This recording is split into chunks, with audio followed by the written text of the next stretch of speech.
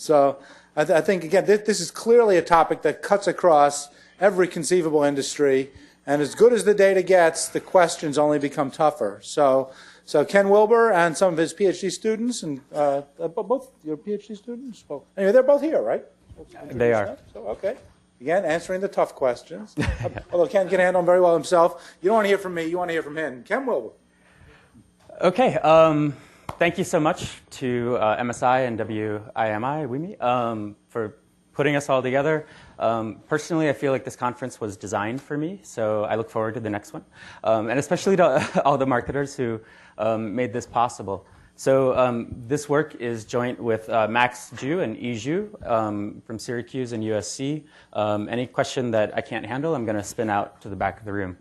There was this series of studies done in the 70s on radio advertising, and there was a new technology in the 70s which imperceptibly compressed speech. So you could fit more radio ads into a minute. And so they did a bunch of experiments, and they would have someone read a script, and they would measure retention, and they would measure enjoyment among a group of listeners. And they found that the faster the script was read, the more information was retained, and up to a certain point, the more the audience enjoyed it. So as someone who believes research only has value when it's put into practice, I'm going to apply that a little bit, and I'm going to go at a little bit of a quick speed. If I stumble over my words or you think you misheard something, feel free to slow me down. I started my career doing research on television advertising, and then I got excited about a couple topics in search advertising, and then I started seeing how these two things could be put together.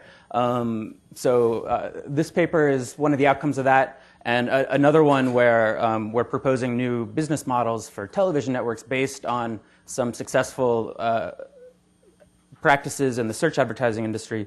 The data is nice, not perfect. So I don't want to oversell anything we're doing, and I'll tell you about some of those imperfections a little bit later.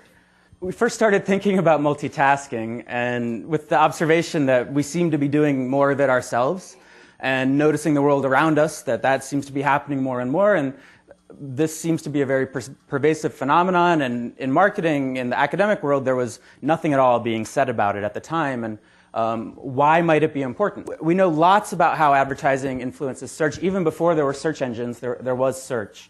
There used to be this thing called the yellow pages that people would look inside and find phone numbers. And that's all well and good, but we're going to try to... Most of that work is based on laboratory studies, and now we can find evidence of how people are searching, what they're looking for, and that's what we're going to try to do in this paper. Now, I want to say up front that we are looking at a single product category. We are looking at 3 months of time in 2006. This product category is relatively mature with established brands. So I want to be very clear at the start that what I'm going to show you may not generalize to every category. Why do we care if advertising influences consumer search online? Well, first of all, if it happens, it would influence optimal strategies in both television advertising and search advertising. And so in television, it may be that you want to time the appearance of your ads so that they appear shortly before people search in the product category, may influence how you target the ads, it may influence what you say in the ads, and what I think is the big one, it may influence how you evaluate the return on your investment in television. I think that there are probably 5 really big challenges to come up with a convincing study in this area. First of all, it has to be a product category that advertises on TV. And that may not sound like a big requirement, but actually it narrows it down quite a bit. Secondly, the products and the brands in the category, if they overlap too much with common words or names, then you might not be able to distinguish a search for a brand from a search for a fruit. For example, if we're doing computers, we've got Apple and we've got Apple fruit, or if we're doing automobiles, we've got Sequoia the tree and Sequoia the SUV. So one of the nice things about this category is that the brand names are relatively unique, stuff like Charles Schwab, E-Trade, Ameritrade. So we have some degree of confidence that we can separate product category searches from other searches for the same words. So the third criterion that we need is this has to be a product category that people actually search for. So if I were doing cola, no, people don't search for cola, they try it. They sample it, and then they decide what they think of the brands. And so for something to be searched, it means it probably needs to be high involvement, and it probably either needs to have a high price tag or an infrequent purchase, a long purchase cycle. And I think financial services fits pretty well on both of those. We've also got this nice exogenous instrument, which is the level of the stock market index, which is widely reported in the media. And since that changes over time, it should help us be able to separate out the effects of advertising from other things that may be changing over time. We actually started with a data set of tens of millions of queries by a randomly selected subset of several 100,000 users of a general interest search engine. It's not Google, Yahoo, or Bing, but it's not too far behind those. Are we talking about paid search, generic search, or both? At this search engine, there were only 2 paid links. They typically were the same as the top organic links, and the data do not distinguish whether a link clicked was paid or organic. My interpretation is that the paid links are pretty close to the organic results here, and we're not going to focus too much on clicking. Ideally, I want to be able to find all the searches for something like online brokerage. And the question is, how do I pull that out of this enormous text data set? So we weren't able to find any ways to do that based on what other people had done, so we invented one. Many keywords lead to many websites. So basically, keywords whose queries primarily led to brand websites are going to be identified as belonging to that brand. Keywords whose queries led to many different brand websites will be identified as generic keywords related to the category. And keywords whose queries led to many different websites, of which our brand websites were a very small proportion, will be identified as unrelated queries. We did not anticipate this, but we identified many plausible brand-related keywords through this procedure, which included many misspellings of common brands. So after running this procedure, we now have a set of queries for each brand in the category, and we have a set of queries for the category itself, which are not specific to any brand. So we should be able to disentangle. Because we've got a 3-month period and we're relying on time series variation, we have to make a choice on the unit of analysis. We could have gone down to the minute second, but that would have produced a very large data set. So instead, we decided to analyze hour by hour. So one observation is going to be a brand on 1 hour in 1 day. Almost every ad had the website, but it was typically on the screen for a very short period of time and printed in a small font. And these variables we're defining are very highly correlated with other measures of prominence of web and phone, such as the font size, the duration on the screen, and the placement, whether it's in the center or in a peripheral area. And what's happening is, on the weekend days, the number of searches in the category is falling, and the advertising expenditures are rising. So the brands are mostly advertising on days that people are not searching.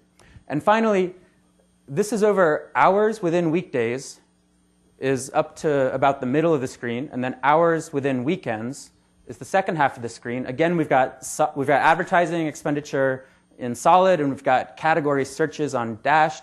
So within weekdays, most of the expenditures come during prime time, which wouldn't surprise you. But the searches are pretty close to flat from about noon till 10, 11 p.m. Slight rise, but pretty close to flat. And then on the weekends, we see big up and down on the ad expenditure, but we don't see matching up and down on the category searches. So what these data suggest to me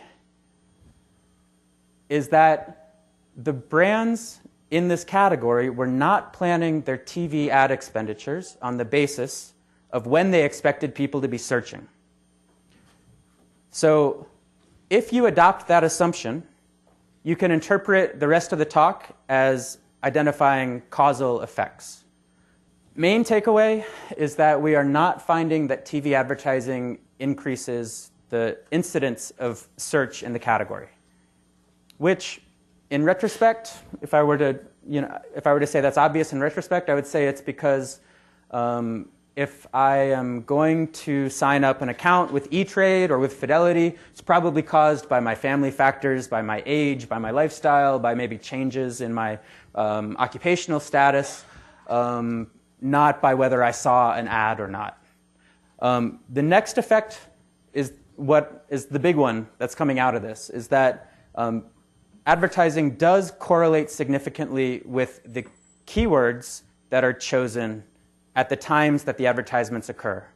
Now, if you are working for one of the brands in the sample, that matters to you a lot.